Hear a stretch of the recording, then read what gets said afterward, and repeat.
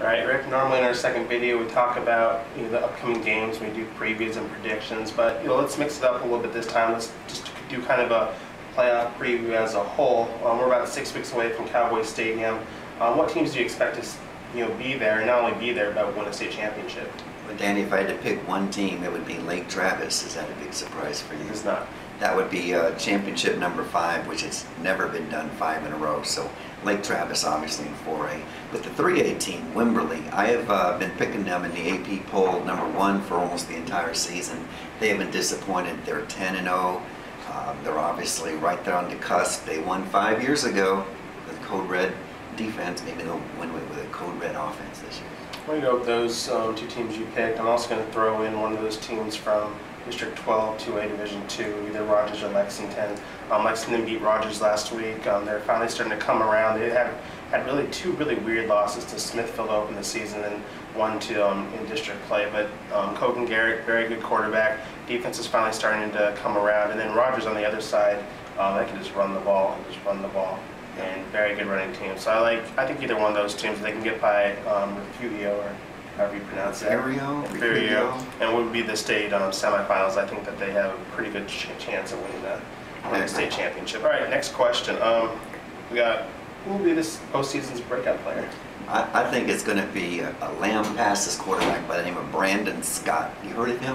I've heard of him. Well, maybe you're the only one. I get paid to hear about it. I saw him the other day. He ran for 200 yards in a big victory over Taylor. Like I said, he's only a sophomore, and he's a track guy, so he's very, very fast. He's a big playmaker. Lamb Pass is 9-1 this year. It was kind of a surprise to a lot of people, and he's the big part. I'm going to go a little bit outside the box and give you a name you have heard of. Dennis Smith out at Wimberley. He had a great freshman year, great sophomore year. Start of his junior year was brilliant, but then he got hurt, and then he had a little bit of trouble. And the past year and a half, he's kind of been a role player for him. And he's injured to start the season. He's healthy now, and I think as the playoffs get going, he's going to get going. They're going to start using him more on offense and on defense. He's also a hard-hitting linebacker, and I think he's going to have a brilliant postseason as they go to that state championship. And him and Trinity Wilson, that's a 1-2 punch you don't want to see in the backfield. No, he's an X factor for sure. Great defensive coordinator. We talked about the Lake Travis. We talked about Wimberley. Lots of good teams, undefeated teams, but there's some teams with losing records in the playoffs. Controversies about whether or not they should be there aside. Do you see any of these teams with losing records winning a game or 2 in the playoffs? Well, the only one that I see is Pflugerville. They're 4-6, and they're probably better than 4-6. They're in a tough district, as you know. They're playing Del Valley in the first game. I think the Pflugerville will win. They got better athletes, and it'll be a high-scoring game, but they could win a couple games. I'm actually going to go opposite. I'm going to go with Del Valley.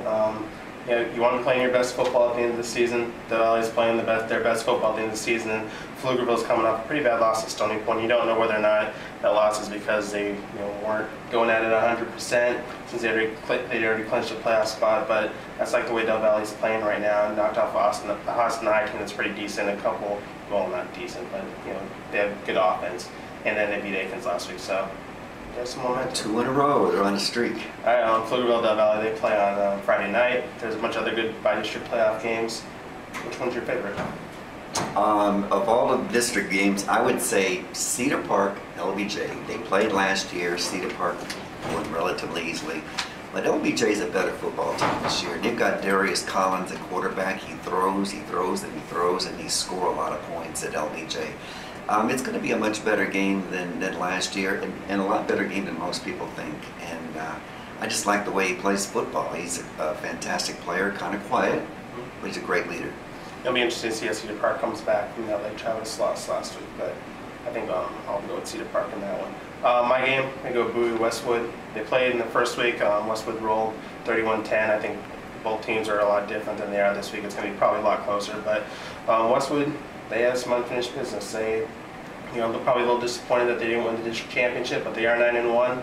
Bowie, on the other hand, they went 3 rounds deep last year, and they have a lot of players back. So I think it's going to be a good, close game at the Palace, and I'm just happy it's a 7 o'clock start. So, all right, those are our games.